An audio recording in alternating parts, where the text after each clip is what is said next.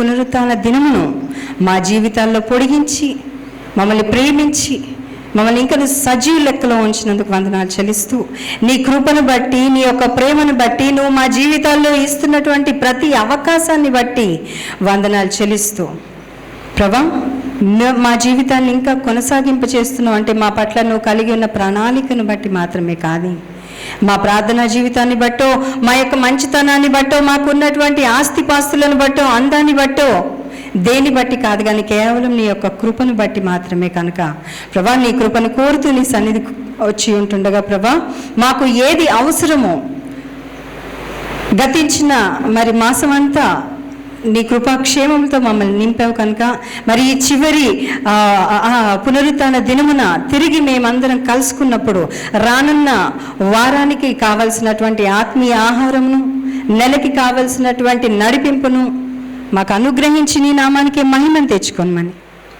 సూటిగా ఎక్కడ ఎవరు ఏ రీతిగా మార్చబడాలి, ఏ రీతిగా కట్టబడాలి, ఏ రీతిగా మరి సరిచేయబడాలో సూటిగా నీ యొక్క మాటల ద్వారా మాతో మాట్లాడి బలపరచమని, నీ బిడ్డల్ని ఎంతగానో ప్రేమిస్తున్నావు కనుక దాన్ని అర్థం చేసుకొని ప్రభా నీ ప్రేమలో ముందు కొనసాగు కృప, లోబడే స్వభావంను ప్రతి ఒక్కరికి అనుగ్రహించమని, ప్రతి డిస్ట్రాక్షన్ స్పిరిట్ని బంధిస్తూ నజరేయుడైన యేసుక్రీస్తు పరిశుద్ధ నామమున ప్రార్థన చేసి వేడుచున్నాను నా ప్రియ పరలోకపు తండ్రి, ఆమేన్.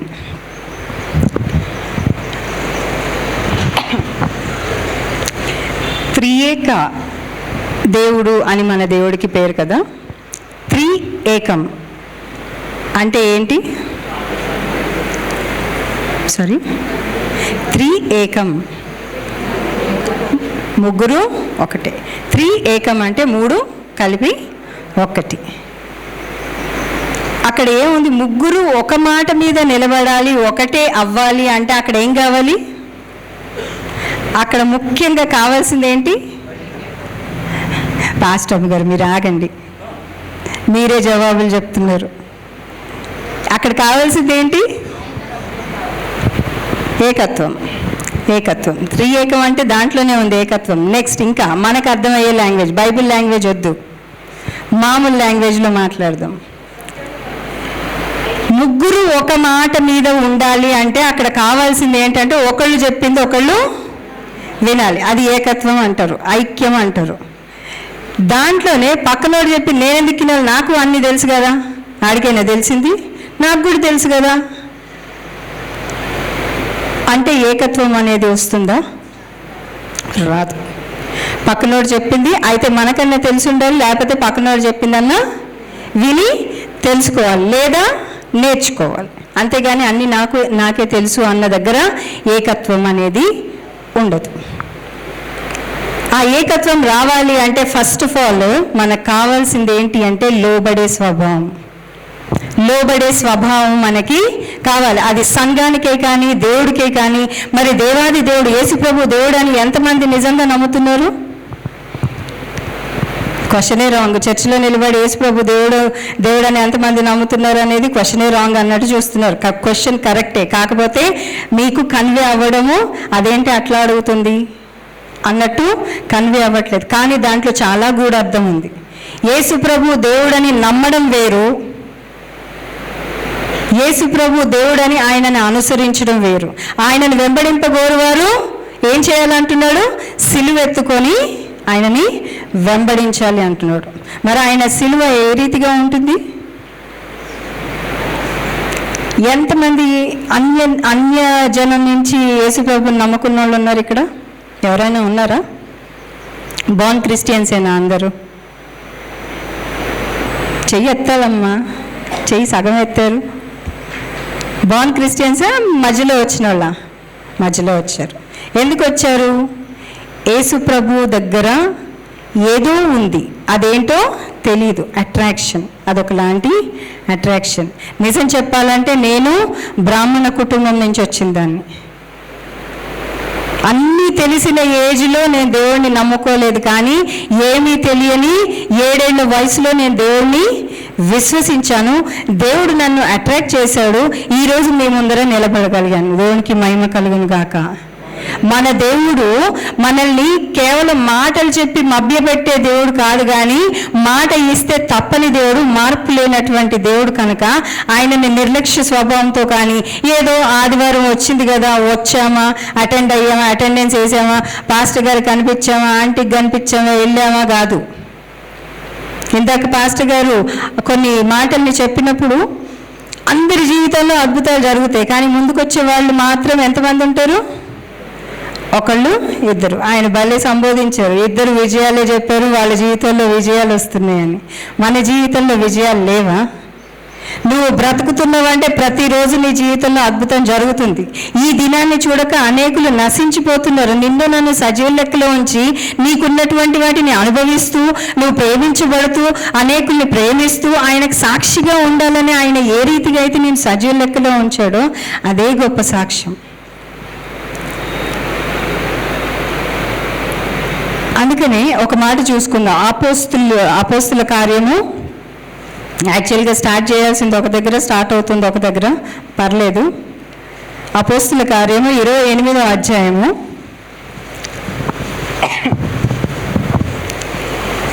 26వ వచనం నుండి చదువుకుందాం. మీరే చదవాలి, నేను చదవాలి, ఎందుకంటే మళ్ళీ మమ్మల్ని తిడుతుంది అనుకుంటారు, అందుకే మీరే చదవండి. 26వ వచనం నుండి చదువుదాం.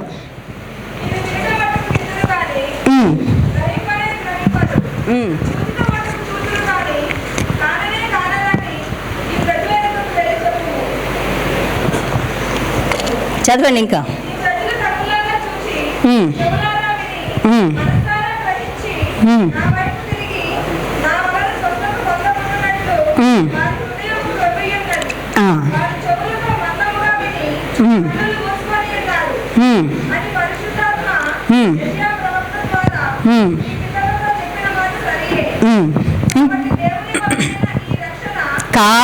కాబట్టి దేవుని వలనైన ఈ రక్షణ అన్యజనుల యొద్దకు పంపబడి ఉన్నదని మీరు తెలుసుకుందురుగాక.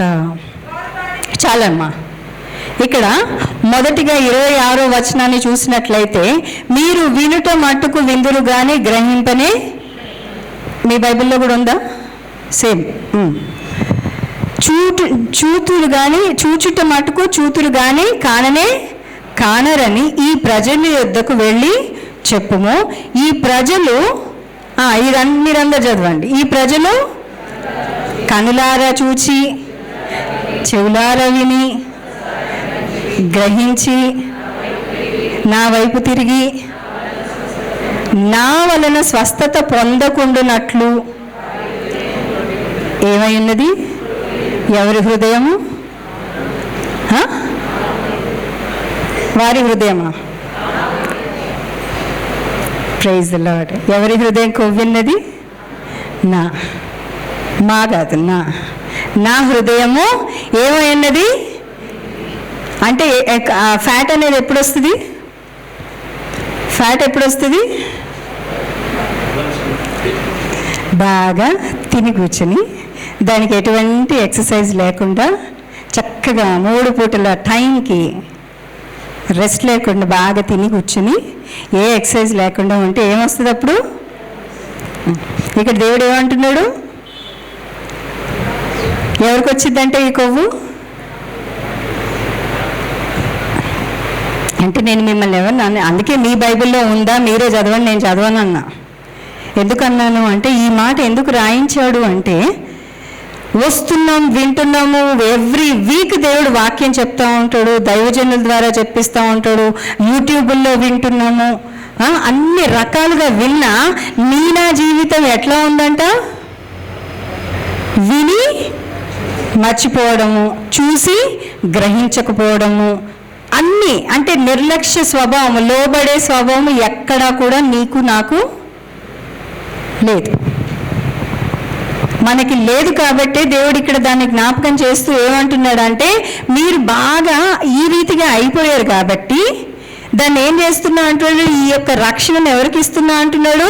ఇక్కడ 28వ వచనంలో చదివినట్లయితే, కాబట్టి దేవుడి వలన అయిన ఈ రక్షణ అన్యజనుల యొద్దకు పంపబడి ఉన్నది.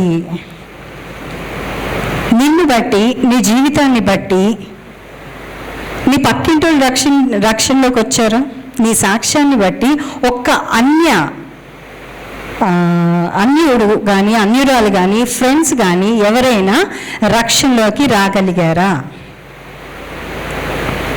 దేవుడు ఎంతసేపు మన జీవితంలో చేసిన మేళ్ళు బట్టే చెప్తుంటాం కానీ చెప్పలే, దేవుడిని మహిమపరచాలి కాదనట్లేదు. కానీ నీ జీవితాన్ని బట్టి, నీ యొక్క ప్రార్థనా జీవితాన్ని బట్టి, నీ క్రియను బట్టి, నీ మాటను బట్టి ఎంతమంది దేవుళ్ళలోకి రాగలిగారు? రాగానే యాక్చువల్గా దేవుడు నాకు చూపించినటువంటి వాక్యం ఏంటి అంటే, అక్కడ పర్వతాలు తొలగిన, మెట్టలు తత్తరిల్లిన నా కృప నిన్ను విడిచిపోదు. అది ఆయన ప్రేమ. కానీ మనం ఏం చేస్తున్నాము? అసలు వాక్యంలోకి వెళ్దాం. ఇక్కడ ఒక సబ్జెక్ట్ అయిపోయింది కదా, మనం ఏం పట్టి ఉన్నాము? నేను మిమ్మల్ని ఏమనలే, మీరే చెప్పుకుంటున్నారు. So let us go to Leviticus. లేవి కాండము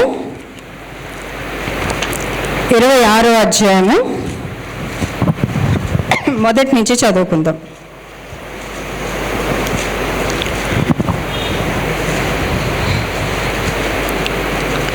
26వ అధ్యాయము మొదటి వచనం నుండి చదువుకుందాం.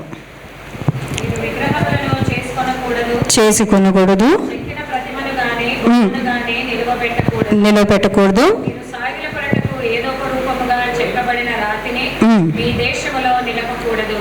నేను మీ దేవుడైన యెహోవాను.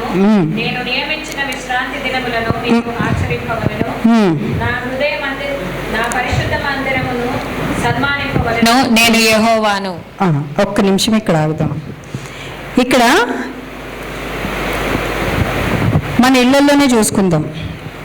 నేను బిబిలికల్గా నేనైతే వాక్యం చెప్పనండి, ఎందుకంటే ప్రాక్టికల్. మనం చర్చిలో ఉన్నంతసేపే పరిశుద్ధంగా ఉంటాం, వాక్యాన్ని వింటాం. ఇంటికి పోయిన తర్వాత మన జీవితము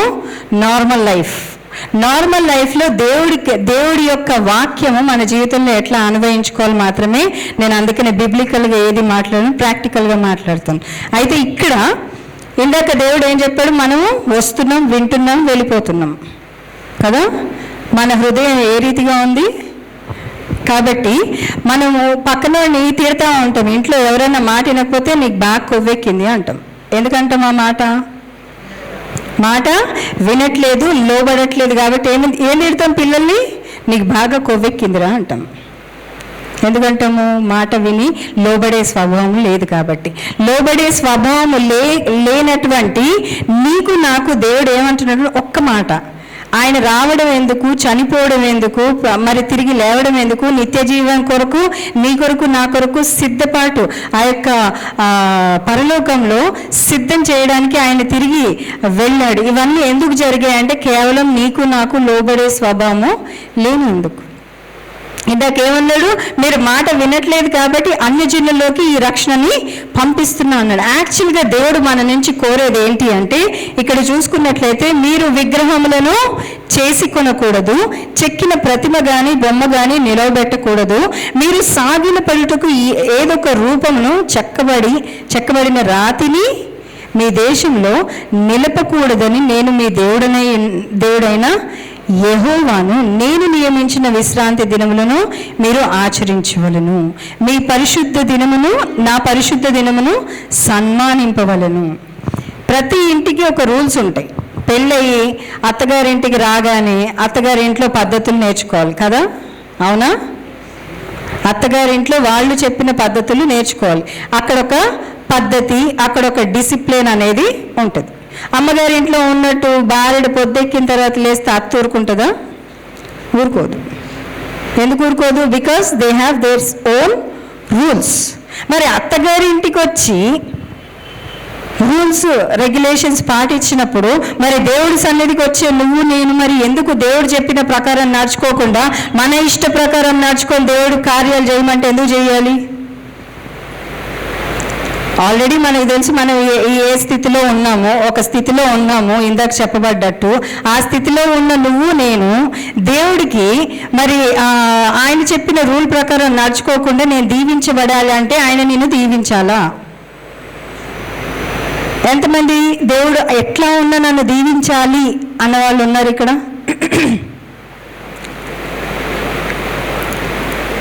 మనకు తెలుసు మన పరిస్థితి ఏంటి. ఆయన ఏమంటున్నాడు అంటే, నాకంటూ ఒక రూల్ ఉంది, ఆ రూల్ ప్రకారం నువ్వు ఒకవేళ నడిచినట్లయితే, మరి ఎంతమంది టైంకి వచ్చారో నాకు తెలియదు, నేను ముందు కూర్చున్నా కానీ నేను వచ్చినప్పుడైతే ఫుల్ ఖాళీ. నేను దాదాపు ఒక 30 కిలోమీటర్ల దూరం నుంచి వచ్చాను. ఆఫీస్ జాబ్స్ చేసే వాళ్ళు చాలామంది ఉండొచ్చు ఇక్కడ, అందరూ మ్యాక్సిమం జాబ్ హోల్డర్సే ఉన్నారు. మరి టైంకి వెళ్ళకపోతే ఏమవుతుంది? 9 o'clock డ్యూటీ, మీరు అక్కడ ఎప్పుడు ఉండాలి? 9:30కి వెళ్ళాలి. 9:30కి వెళ్ళొచ్చు, మన ఇష్టం వచ్చినట్టు పోవచ్చు, ఎవడేమన్నాడు. కానీ జీతం మాత్రం కరెక్ట్గా ఇచ్చేయాలి. ఎంతమంది ఒప్పుకుంటున్నారు? చిన్న పిల్లలకు కూడా నేను చెప్పింది అర్థమైంది. మీకు అర్థమైందా అని నవ్వుతున్నాడు చిన్నోడు. స్కూల్కి 9ంటికి పోకపోతే ఏమవుతుంది? పనిష్మెంట్ వస్తుంది. పాపం వాళ్ళు నోరు లేని వాళ్ళు కదా, వాళ్ళకి పనిష్మెంట్ దొరుకుతుంది టీచర్ల దగ్గర. అదే దేవుడి సన్నిధికి 10 గంటలకి చర్చ అంటే మనం ఎప్పుడు వస్తాం? ఇంకా కూడా లాస్ట్ ప్రేయర్ అటెండ్ అయ్యి ఆఫరింగ్ వేస్తే చాలు, దేవుడు సంతోషపడిపోతాడు, ఆ వారానికి కావాల్సింది ఇచ్చేస్తాడు. You are taking God as granted. దేవుడిని ప్రతి విషయానికి గ్రాంటెడ్గా తీసుకుంటున్నాం కాబట్టి మన జీవితంలో ఎటువంటి అద్భుతాలు జరగట్లేదు. నువ్వు ముందుకొచ్చి సాక్ష్యం చెప్పాలన్నా, నీకు సాక్ష్యం కావాలంటే ఫస్ట్ నీకు ఒక రూల్ అండ్ రెగ్యులేషన్ ఉండాలి. ఆ రూల్స్ నువ్వు పాటించినప్పుడు నీ జీవితంలో ఎటువంటి సాక్ష్యము ఉండదు. ఒకవేళ ఉన్నా నువ్వు వచ్చి చెప్పలేవు. దేవుడు భయాన్ని భక్తిని రెండు కలిపి పెట్టాడు. భయం ఉన్న చోట భక్తి ఉంటుంది, భక్తి ఉన్న చోట భయం ఉంటుంది. ఏ ఒక్కటి ఉన్నా కూడా వేస్టే. ఆయన ఇక్కడ ఒక రూల్ పెట్టాడు. ఏంటి అంటే, నా పరిశుద్ధ దినమును ఆచరించాలి, 100% ఆచరించాలి. ఎప్పుడో అయిపోయేటానికి ఆరాధన అంతా అయిపోయి వాక్యం అంతా సగంలోకి వచ్చి ఆఫరింగ్ వేసి ఆమెన్ అనే టైంలో లోపలికి వచ్చి ప్రజెంట్ ప్రభా నేను వచ్చాను, ఏకీభవించాను, అయిపోయింది, ఈ వారానికి కావాల్సిన ఆశీర్వాదం కావాలంటే వస్తుందా? నెలలో 30 రోజులు పని చేయాలి, కానీ 4-5 రోజులు పని చేసి ఫుల్ శాలరీ కావాలంటే ఎవడన్నా ఇస్తాడా? మీకేమైనా ఇస్తారా అట్లా? పిల్లలు కాలేజ్కి వెళ్ళే వాళ్ళు ఉన్నారు, నెలంతా యాబ్సెంట్ అయ్యి ఒక్కరోజు కాలేజ్కి అటెండ్ అయ్యి ఫస్ట్ ఇన్ క్లాస్ వచ్చిన వాళ్ళు ఎవరైనా ఉన్నారా? డిస్టింక్షన్లో పాస్ అవుతారా? అర్థం కాని వాళ్ళు ఒకసారి హల్లెలూయా చెప్దామా? అర్థం అవుతుంది కదా. దేవుడి సన్నిధిలో సంతోషం ఉంది, దేవుడి సన్నిధిలో సంతోషం ఉంది కాబట్టి చిరునవ్వుతో ఉండండి. మిమ్మల్ని చూస్తే నాకు భయం వేస్తుంది, అట్లా చూడకండి. నేను చెప్పేది మీకు అర్థమైతే కొంచెం నవ్వండి, అంతేగాని అసలు అర్థం కానట్టు క్వశ్చన్ మార్క్ ఫేసెస్ పెడితే నాకు అర్థం కావట్లేదు నేనేం చెప్పాలో. దేవుడి సన్నిధిలో సంతోషంగా విన్నప్పుడు అది మన జీవితంలో పనిచేస్తుంది. 3 బాగలేనప్పుడు వంట చేయడము, 3 బాగున్నప్పుడు వంట చేయడం డిఫరెన్స్ ఉంది కదా. 3 బాగలేని బయటపడేయండి. దేవుడి సన్నిధికి వచ్చారు కాబట్టి సంతోషంగా ఆయన ఇస్తున్నటువంటి ఆత్మీయ ఆహారం మనం తిని వెళ్ళామనుకోండి, అదే ఉంటుంది. ఇల్లంతా హ్యాపీగా ఉండి ఒక్కడు మూడోట్లో ఉండి వాడి ఇంట్లోపలికి వచ్చి చిరాకు లేపితే ఎట్లుంటుంది? ఎట్లా అవుతుంది? మొత్తం ఇంట్లో ఉన్న మూడంతా స్పాయిల్ అయిపోతుంది, హ్యాపీ మూడ్ కూడా స్పాయిల్ అయిపోతుంది. అదే అటువంటి ఆలోచనతో ఒకవేళ దేవుడి సన్నిధికి వస్తే మనం వినేది కూడా దేవుడిని అపవాది మనని విననీయకుండా డిస్ట్రాక్ట్ చేస్తుంది, అది మన జీవితంలో ఫలించకుండా చేస్తుంది. ఇక్కడ దేవుడు చెప్తున్న రూల్ ఏంటి అంటే, ఆయన సన్నిధికి వచ్చి ఆయన చెప్పిన ప్రకారం ప్రవర్తిస్తే పర్వతాలు తొలగిపోయినా మెట్టలు తత్తరిల్లినా ఆయన కృప మనని విడిచిపోదు. ఈ కింద వచనాలు చూసినట్లయితే ఆయన సన్నిధికి వస్తే ఏం జరుగుతుందో చూద్దాం. ఇక్కడ మీరు నా కట్టడలను బట్టి నడుచుకొని నా ఆజ్ఞలను ఆచరించి ప్రవర్తించిన ఎడల మీకు వర్షమిచ్చెదను, మీ భూమి పంటలనిచ్చును, మీ పొలముల చెట్లు ఫలించును, మీ ద్రాక్ష పండ్లు కాలము వరకు మీ నూర్పు సాగుచుండును, తృప్తిగా భుజించి మీ దేశంలో నిర్భయముగా నివసించెదరు. ఒక్క నిమిషం ఇక్కడ పాజ్ ఇద్దాం. ఇక్కడ ఏమంటున్నాడు? మీరు నా కట్టడలను బట్టి నడుచుకొని నా ఆజ్ఞలను అనుసరించి వాటిని అనుసరించి ప్రవర్తించిన ఎడల అంటే రూల్స్ పాటిస్తేనే ఈ కింద ఉన్న ఆశీర్వాదాలు మనకు వస్తాయి. రూల్స్ పాటించకుండా ఉత్త లాస్ట్ మూమెంట్లో వచ్చి అటెండెన్స్ వేసుకుంటే ఆశీర్వాదాలు వస్తాయా? లాస్ట్ మూమెంట్లో పక్కనున్న దొంగను రక్షించాడు కదా అనుకోవద్దు. చాలామందిలో ఆ క్వశ్చన్ వచ్చి ఉంటుంది. లాస్ట్ మూమెంట్లో చివరి క్షణంలో దొంగను రక్షించాడు కదా, పరలోకం ఇచ్చాడు కదా అనుకోవచ్చు. అది వేరు. ఎందుకంటే నెక్స్ట్ మూమెంట్లో సావబోతున్నాడు, మనం బాగానే ఉన్నాంగా. దేవుడు చాలా మనకంటే తెలియగలడు. ఆయన వెర్రితనం కూడా మనము భరించలేము. ఆయనకి ఒకవేళ వెర్రి అనేది ఉంటే కనుక అది మన తెలివిని మించి ఉంటుంది. కాబట్టి మనం దేవుడి దగ్గర కుప్పిగంతులు వేయొద్దు. ఇక్కడ ఏమంటున్నాడంటే ఆయన చెప్పిన ప్రకారము నడుచుకొని ప్రవర్తిస్తేనే ఆశీర్వాదాలు వస్తాయి. కానీ మన ఇష్ట ప్రకారము దేవుడి సన్నిధికి వచ్చి నన్ను దీవించు, నన్ను ఆశీర్వదించు అంటే ఆశీర్వాదాలు రావు. ఆశీర్వాదంలోకి మీరు ఏమంటున్నాడు? ఆశీర్వాదానికి మనల్ని ఏమన్నాడు?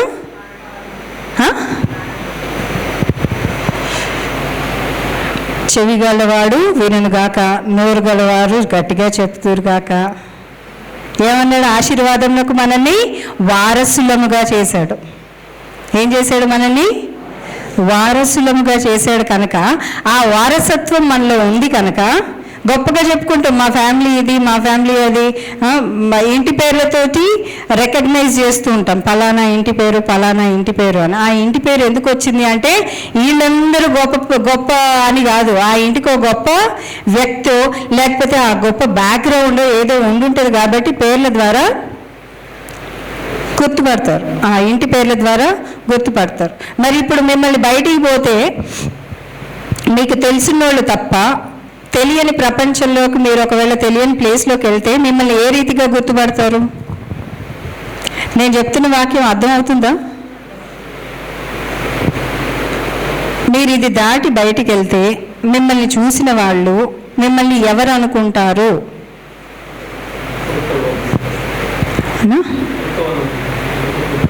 కొత్త వాళ్ళు.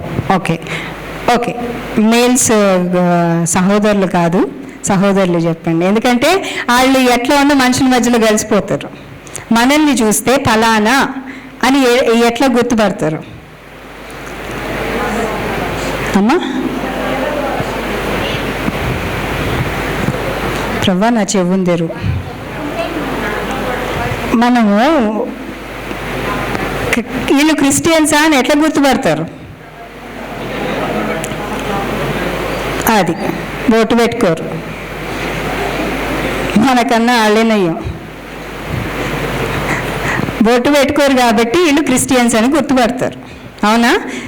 అదే మళ్ళీ ముస్లిమ్స్ని క్రిస్టియన్స్ని ఒకటి చేయరు. ముస్లింని ఈజీగా గుర్తుపడతారు, క్రిస్టియన్ని ఈజీగా గుర్తుపడతారు. ఎందుకు గుర్తుపడతారు అంటే క్రిస్టియన్స్ బాడీ లాంగ్వేజ్ కానీ మాట్లాడే పద్ధతిని కానీ గుర్తుపడతారు. అక్కడ మీ పేరు తెలుసా ఎవరికన్నా? గుర్తుపట్టిన వాళ్ళకి మిమ్మల్ని ఏ రీతిగా గుర్తుపడుతున్నారు? క్రిస్టియన్ అని గుర్తుపడుతున్నారు. క్రిస్టియన్ అని గుర్తుపట్టడానికి గల కారణం ఏంటి? మీరు ఎవరిని ఫాలో అవుతున్నారు?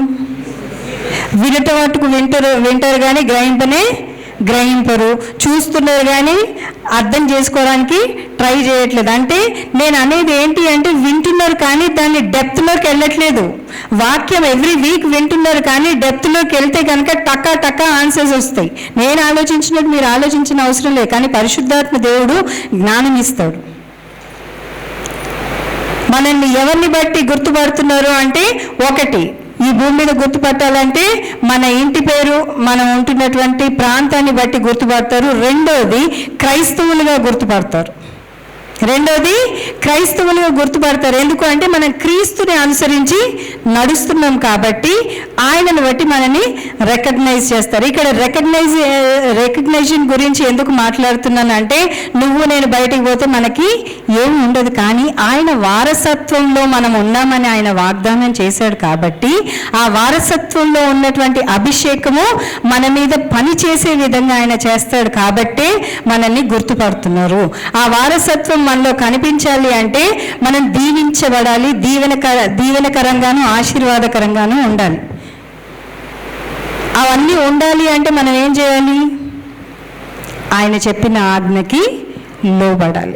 ఆయన చెప్పిన మాట విని ఆయన చెప్పిన ప్రకారం ప్రవర్తించి నడుచుకుంటేనే ఈ కింద ఉన్న ప్రతి ఆశీర్వాదం మన మీదకి వస్తుంది. కానీ క్రైస్తవులం అని చెప్పుకున్నంత మాత్రాన, చర్చికి వచ్చినంత మాత్రాన, మరి ప్రార్థనలో ఏకీభవించిన మాత్రాన, పాటలు పాడినంత మాత్రాన ఏది జరగదు. అటెండెన్స్ వేసినంత మాత్రాన జరగదు. ఇప్పుడు బెంజ్ కారు ఇప్పుడు పాత పడిపోయింది. ఇప్పుడు లేటెస్ట్ కార్ ఏంటి? యవనస్తులు మీరు చెప్పాలి. లేటెస్ట్ కార్ ఏంటి? ట్రెండ్ ఏంటి? అదేదో వోక్స్ వ్యాగన్, రోల్స్ రాయ్స్. ఇప్పుడు ఆ పిల్లోడికి పేరు చెప్పాడంటే అది ఇష్టం. ఓకే, ఇప్పుడు ఆ పిల్లోడికి ఆ కారు కావాలి. ఆ కారు కొనుక్కోలేడు అనుకోండి, ఆ కారు కొనుక్కునే పరిస్థితి లేదు. రోజు షోరూమ్కి వెళ్ళి పొద్దు నుంచి సాయంత్రం దాకా దాన్ని చూసి వచ్చినంత మాత్రాన ఆయన కారు అయిపోతాడా? పోనీ దాన్ని కొనుక్కోగలుగుతాడా? ఎందుకు కొనుక్కోలేడు? అమ్మా,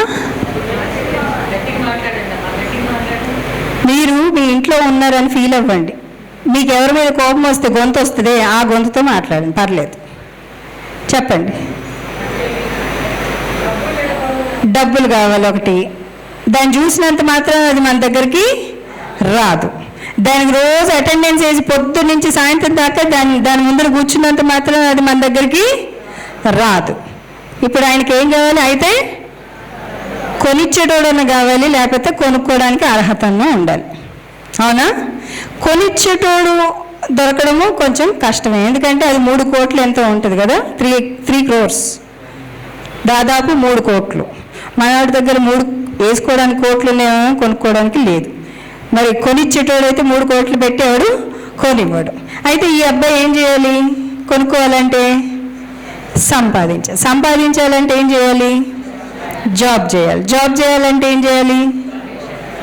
దాని తగ్గ క్వాలిఫికేషన్ కావాలి. క్వాలిఫికేషన్ కావాలంటే ఏంటి? ఏం చేయాలి? చదువుకోవాలి. చదువుకోవాలంటే ఏం చేయాలి? బడికి వెళ్ళాలి. బడికి వెళ్ళి కూర్చున్నంత మాత్రం చదువు వస్తుందా? రాదు. ఏం చేయాలి? దానికి చదవాలి.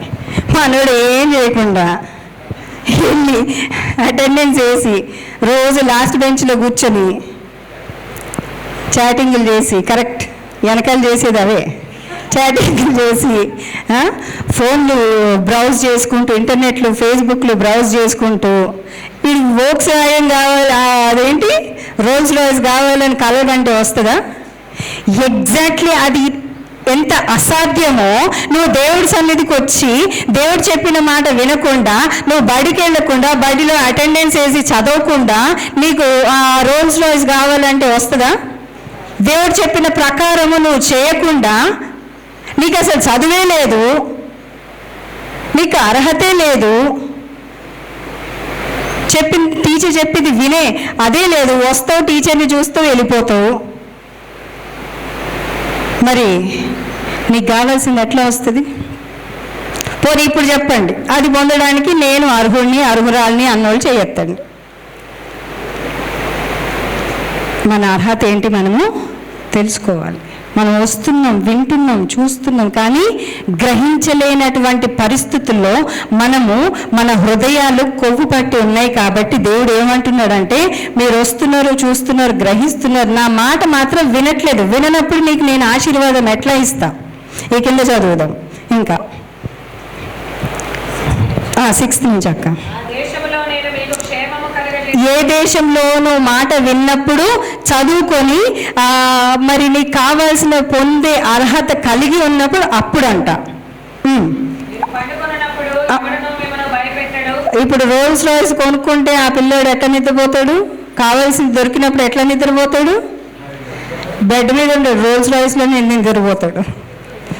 ఏసీ వేసుకొని దాంట్లోనే నిద్రపోతాడు. ఎందుకు అంటే అది అటువంటి సంతోషం. ఏదైనా కావాలి అనుకున్నప్పుడు అది పొందితే ఎటువంటి సంతోషం ఉంటుంది అసలు చెప్పలేం, దాని నుంచి బయటికి రాబుద్ది కాదు కదా.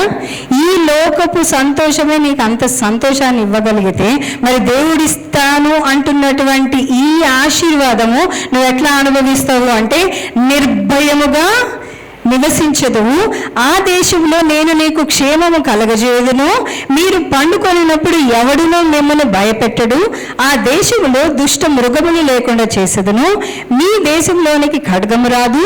మీరు మీ శత్రువులను తరిమెదరు. వారు మీ ఎదుట ఖడ్గము చేత పాడవుతారు. అంటే దేవుడిచ్చే ఆశీర్వాదం ఎట్లా ఉంటుంది అంటే పక్కనోడి జుట్టు మన చేతిలో పెట్టేటట్టు ఉంటుంది. కానీ దౌర్భాగ్యం ఏంటంటే మన జుట్టు పక్కనోడికి ఇచ్చి కూర్చుంటాం.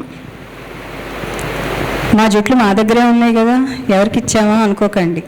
మన బలహీనతలు అపవాది చేతికి ఇస్తున్నాం. మన బలహీనతలు ఏంటంటే ఎట్లుంటాయంటే, మన బలహీనతలు ఎట్లుంటాయంటే, ఒకటి ముఖ్యమైనది, లోబడే స్వభావం ఉండదు. నేనే పర్ఫెక్ట్, నాకు అన్నీ తెలుసు, నేను పర్ఫెక్ట్ అనే గర్వం, ఓవర్ కాన్ఫిడెన్స్తో ఉంటాం. రెండోది నోటి దురుస్తాం, నోరు బాడేసుకుంటుంటాం. అక్కడ ఏకత్వము ఉండదు.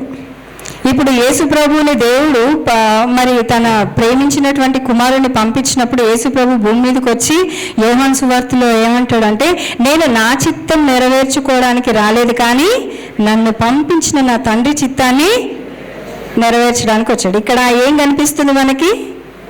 ఆయన యొక్క లోబడే స్వభావం కదా. ఆయన యొక్క లోబడుతున్నటువంటి స్వభావము ఆ దేవుడు కలిగి ఉన్నాడు కాబట్టే ఆయన అపవాదిని జయించి నీకు నాకు రక్షణ ఇవ్వగలిగాడు. మరి అటువంటి లోబడే స్వభావము మనం కలిగి ఉండాలంటే దేవుడితో ఏకత్వము కలిగి ఉన్నప్పుడు అది జరుగుతుంది. ఈ ఆశీర్వాదాలన్నీ మన మీదకి ఎప్పుడు వస్తాయి అంటే ఆయన చెప్పిన ప్రకారము చేస్తే వస్తుంది. ఇప్పుడు మీరు ఒక్కొక్క సెక్టర్లో పనిచేసే వాళ్ళు ఉన్నారు. ఆ ఆఫీస్కి సంబంధించిన పనులు చేస్తే జీతం వస్తుందా, లేకపోతే మీరు ఇంట్లో ఏదో అనుకుని వెళ్ళి అక్కడ పనులు చేస్తే వస్తుందా? ఆఫీస్లో వాళ్ళు చెప్పిన పని చేస్తే వస్తుంది. మన ఇష్టం వచ్చినట్టు చేస్తే వస్తుందా? రాదు. ఏం చేస్తారు? మనకు అపాయింట్మెంట్ ఆర్డర్ ఇచ్చేటప్పుడు ఖచ్చితంగా దాంట్లో కొన్ని రూల్స్ అండ్ రెగ్యులేషన్స్ పెడతారు. పెట్టి దాంట్లో ఏం చేస్తారు? వాళ్ళు ఎందుకు సైన్ చేయించుకుంటారు? వీళ్ళు తోక జాడించవచ్చు. ఏ టైంలోనన్నా నువ్వు నాకు ముందు చెప్పినవా అనొచ్చు. నువ్వు నాకు ముందు చెప్పినవా అన్న స్వభావం ఎవరిది? బైబిల్లో ఒకళ్ళు ఉన్నారు. నువ్వు నాకు ఇచ్చినటువంటి ఈ స్త్రీ ఎవరన్నారు ఆ మాట? అది అంటే మనం ఏం చేస్తామంటే పక్కనోడి మీద దోసేస్తాం ఈజీగా. పాపం కదా, సాటి అయిన సహకారిని ఇద్దాము, ఒక్కడే ఉన్నాడని చెప్పి దేవుడు సాటి అయిన సహకారిని ఇస్తే ఈయనకి తెలుసు ఆల్రెడీ. ఈయనేమో దేవుడితో సావాసం చేస్తున్నాడు. ఆయన ఏం చేస్తుంది? ఎవరితో సావాసం చేస్తుంది? నాకు డౌట్, వీళ్ళిద్దరు ఎట్లా మాట్లాడుకొని ఉంటారు? ఎవరిద్దరు? పాము అవ్వ. ఏ లాంగ్వేజ్లో మాట్లాడుకొని ఉంటారు?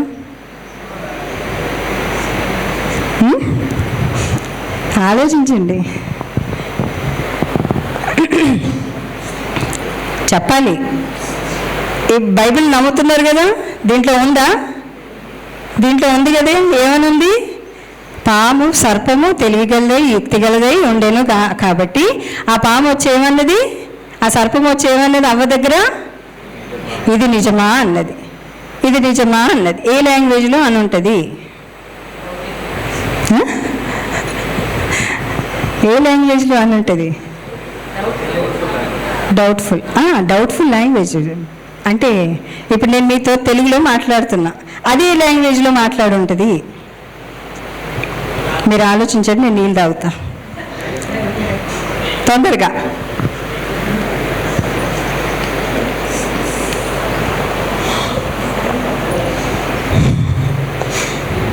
బుసుబుసు లాంగ్వేజా? పాము బుసుబుసు లాంగ్వేజ్ కాబట్టి ఆ లాంగ్వేజ్లో బుసుబుసు అంటే మీకు అర్థమైందా? అర్థమై ఉంటుందా?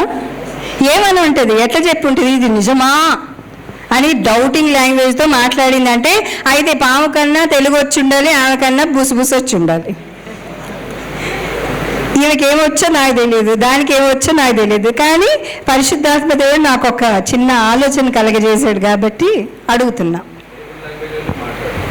అన్నా దేవుడి లాంగ్వేజ్లో కరెక్టే. అప్పట్లో బిబ్లికల్గా ఈ ట్రైనింగ్ చేసే వాళ్ళు చెప్పేది ఏంటంటే హిబ్రూ లాంగ్వేజ్లో మాట్లాడారు అంటారు. కానీ సింపుల్ ఎగ్జాంపుల్ చెప్తా. ఎంతమంది ఇళ్లలో కుక్క పిల్లలు ఉన్నాయి? ఎంతమంది కుక్క పిల్లల్ని పెంచుకుంటున్నారు? Praise the Lord. కుక్క పిల్లల్ని తెచ్చుకుంటారు. దాని లాంగ్వేజ్ ఏంటి? బాబో. మీ లాంగ్వేజ్ ఏంటి? తెలుగు. అవునా? అది తెచ్చినప్పటి నుంచి మిమ్మల్నే చూస్తుంది కాబట్టి ఏయ్ కూర్చో అనగానే కూర్చుంటుందో దానికి తెలుసా? మీరు బాబో బాబో అని చెప్తారా? ఏం చెప్తారు? తెలుగులోనే ఏయ్ కూర్చో అంటారు, ఏ ఇక్కడ రా అంటారు. అవునా? దానికి అర్థమవుతుంది. ఎందుకు అర్థమవుతుంది? అది చూస్తుంది. ఒకటి. రెండు, ఫుడ్. ఓకే, దాని లాంగ్వేజ్. ఓకే, దాని లాంగ్వేజ్ బాబు, మన లాంగ్వేజ్ తెలుగు. దానికి ఎందుకు అర్థమవుతుంది అంటే మన బాడీ లాంగ్వేజ్ మనం చెప్తుంది, మనం నేర్పిస్తుంది. ఏయ్ కూర్చో అంటాం. దానికి అర్థమయ్యేది ఏంటి? అక్కడ ఏదో చెప్తుంది, నేను కూర్చోవాలి అంటే దాని ట్రైనింగ్ దేంతో ఉన్నదంటే మనతో సహవాసం చేస్తుంది కాబట్టి. అదే ఇప్పుడు చైనా కుక్కో జపాన్ కుక్కో ఉంటుంది, ఆ కుక్కని తెచ్చే కూర్చో అంటే అది కూర్చుంటుందా? ఇట్లా చూస్తుంది మొహం. ఎందుకు చూస్తుంది? దాని లాంగ్వేజ్ వేరు, మన లాంగ్వేజ్ వేరు. చైనా కుక్క దగ్గర పోయి కూర్చో అంటే కూర్చుంటుందా? కూర్చోదు. ఎందుకంటే దాని భాష కంప్లీట్గా వేరు. ఈ కుక్క దీంతో నువ్వు నేను సహవాసం చేశాం కాబట్టి మన లాంగ్వేజ్ తెలుగు కుక్కలకి అర్థమవుతుంది, చైనా కుక్కలకి అర్థం కాదు. అంటే ఈవిడ గారు దేంతో సహవాసం చేసింది? ఇప్పుడు దాని భాష ఈమెకి అర్థమైంది, ఈమె భాష దానికి అర్థమైంది. అది బుస్బుస్ అనే చెప్పుంటుంది, తెలీదు, కానీ ఈమెకు అర్థమైపోయింది. ఎందుకు అర్థమైపోయింది? ఈమె దేవుడితో సహవాసం చేయాలి, ఆదాముకి సాటి అయిన సహకారిగా ఇచ్చాడు కాబట్టి దేవుడు ఈమె ఎవరితోటి ఉండాలి? ఆదాముతోటి ఉండాలి. ఆదాము సేద్యపరుస్తున్నప్పుడు సహాయం చేయాలి, మరి దేవుడితో మాట్లాడుతున్నప్పుడు పక్క నుండి నేర్చుకోవాలి. కానీ ఏం చేస్తుంది? ఎవరితో సహవాసం చేస్తుంది? అది సర్పంతో సహవాసం చేసి బుస్ లాంగ్వేజ్లో గ్రాడ్యుయేషన్ PhD చేసింది. అందుకని అది బుస్ అనగానే నీకు అర్థమైపోయింది ఇది నిజమా అనగానే దానికి ఆమెకి అర్థమైపోయి పప్పులో కాలేసి. ఇదంతా ఎందుకు చెప్పుకొచ్చాను అంటే మనము కూడా సహవాసము దేంతో చేస్తున్నామో, మన లాంగ్వేజ్ ఏంటి, మన ఆలోచన విధానం ఏంటి. నువ్వు దేవుడితో కనుక సహవాసం చేస్తే ఖచ్చితంగా దేవుడు నీతో సూటిగా అని నీకు అర్థమవుతుంది. నువ్వు పరిస్థితులతోటో బలహీనతలతోటో మరి కోపంతోటో మరి దేంతో సహవాసం చేస్తావో దాని లాంగ్వేజ్ నీకు అర్థమయ్యే అదే నిన్ను పాజిటివ్ దాంట్లో నుంచి నెగటివ్ దాంట్లోనికి పంపిస్తుంది. మరి ఆదాము అయితే తన ప్లేస్లో కరెక్ట్గానే ఉన్నాడు. అవ్వగారు ఏమైపోయారు? ఆమె పాడైపోయింది కాకుండా ఆయనను కూడా పాడు చేసేసింది.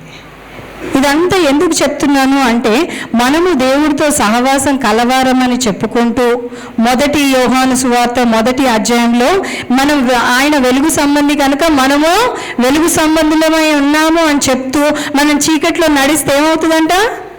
అబద్ధం చెప్తున్నటువంటి వారముగా ఉంటాం. అంటే ప్రతి దగ్గర మనకే ఫస్ట్ మాట ఏంటి? మనకే మన హృదయాలే కొవ్వట్టున్నాయి, మనకే లోబడే స్వభావం లేదు, మనకే అన్ని ఆజ్ఞకి లోబడే స్వభావము లేదు. మనం చీకట్లో నడుస్తూ చర్చకొచ్చినంత మాత్రమే మనం వెలుగు సంబంధులము కాలేము. అయినా కూడా దేవుడు ఏమంటున్నాడంటే నీ కొరకు నా కొరకు ప్రాణం పెట్టినటువంటి దేవుడికి నా విలువ తెలుసు కాబట్టి ఆయన ఏమంటున్నాడంటే నేను నిన్ను ఆశీర్వదిస్తాను. హల్లెలూయా. నువ్వు ఎట్లా ఉన్నా కూడా లాస్ట్ మూమెంట్ వరకు ఆయన నమ్మకంగా ఉంటాడు. నువ్వు చీకట్లో ఉన్నా వెలుగులో ఉన్నా ఎక్కడున్నా కూడా నిన్ను నన్ను చూస్తున్నటువంటి ఆ దేవుడు, మనల్ని నడిపిస్తున్నటువంటి దేవుడు అంటున్న మాట ఏంటంటే 100% నువ్వు నేను ఆయన సముఖంలోనే ఉన్నాం. ఆయన నిన్ను నన్ను చూస్తూనే ఉన్నాడు కనుక మన బలహీనతను ఎరిగినటువంటి దేవుడు కనుక ఆయన ఏమంటాడంటే, సర్లేమ్మా పోనీలే, బలహీనతతో చేశాడు, బలహీనతతో చేసేసాడు కాబట్టి క్షమించు అని చెప్పి ఎవ్రీ టైం ప్రధాన యాజకుడు మన గురించి ప్రార్థన మధ్యవర్తిత్వం వహించి నువ్వు నేను ఆయనకు వ్యతిరేకంగా చేస్తున్న ప్రతి కార్యాన్ని కూడా ఏనాటి కీడు ఆనాటికి చాలును అన్న ప్రకారం ఆయన కట్ చేస్తూ వస్తున్నాడు కాబట్టి నువ్వు నేను ఇట్లా ఉన్నాం. ఇంత హాయిగా ఆయన ఎండలో తిరిగి పరిచర్య చేశాడు, దేవాది దేవుడు అయ్యుండి. నువ్వు నేను చక్కగా ఏసీలు, ఫ్యాన్లు, మంచి షెడ్ కింద ఇంత పెద్ద విశాలమైనటువంటి స్థలంలో దేవుడిని ఆరాధిస్తున్నాం. కానీ ఆ దేవుడు నీ కొరకు నా కొరకు ఎర్రటి ఎండలో, నకనకలాడుతున్నటువంటి ఎండలో ఆయన శ్రమ పడ్డాడు. ఓ చిన్న లాస్ట్ ఎగ్జాంపుల్ అడుగుతాను. మీరు కష్టపడి ఇంటి వాళ్ళందరి కొరకు అన్నీ చేస్తుంటారు, మీ విలువ కలక మీరు కష్టపడ్డ దానికి ఎవరు గుర్తించకుండా మీకు విలువ ఇవ్వకుండా ఉంటే ఎట్లా ఫీల్ అవుతారు? ఇప్పుడు సహోదరులు ఉన్నారు, మీ భార్యలు అందరూ మంచి వాళ్ళే, వాళ్ళని అనట్లేదు. కానీ కష్టపడి రాత్రి దాకా పనిచేసి ఇంటికి వచ్చినప్పుడు కనీసం మీకు నీళ్ళు ఇచ్చేటోళ్ళు లేరు, కనీసం తిండి పెట్టేటోళ్ళు లేరు, అప్పుడు మీరు ఏం ఫీల్ అవుతారు?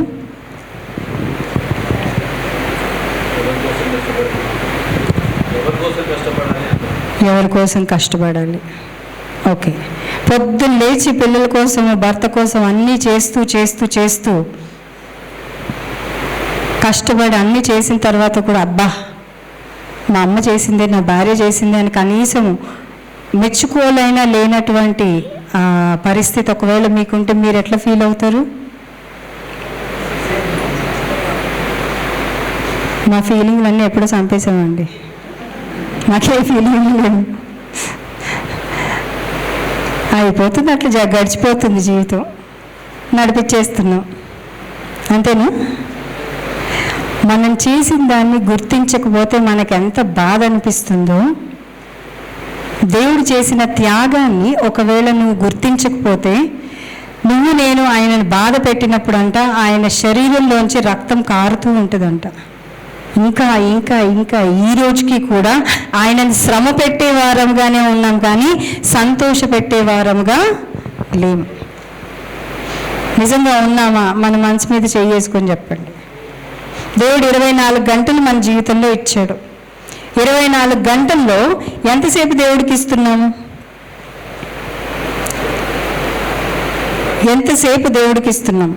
ఇందులో ఆ దేశంలో నేను నీకు క్షేమాభివృద్ధి కలగజేసి మీరు పండుకున్నప్పుడు లేచినప్పుడు నేను మిమ్మల్ని దీవిస్తాను ఆయన అయితే వాగ్దానం చేశాడు. దీంట్లో ఉన్న వాగ్దానం ఏది కూడా అబద్ధము కాదు. సమస్తము ఆయన చేసినటువంటి, ఆయన పంపించినటువంటి మాటను నెరవేర్చి మాత్రమే వస్తుంది. మన జీవితంలో ఆశీర్వాదం లేదు, ఇంకా నెమ్మది లేదు, సమాధానం లేదు, మరి బిడ్డల విషయంలో నెమ్మది లేదు, భర్త విషయంలో నెమ్మది లేదు, ఆర్థిక విషయంలో నెమ్మది లేదు, ఏది జరగట్లేదు. ఎందుకు ఈ పరిస్థితి అనుకుని ఆలోచిస్తున్నట్లయితే ఇప్పుడు ఎవరిలో మార్పు రావాలి?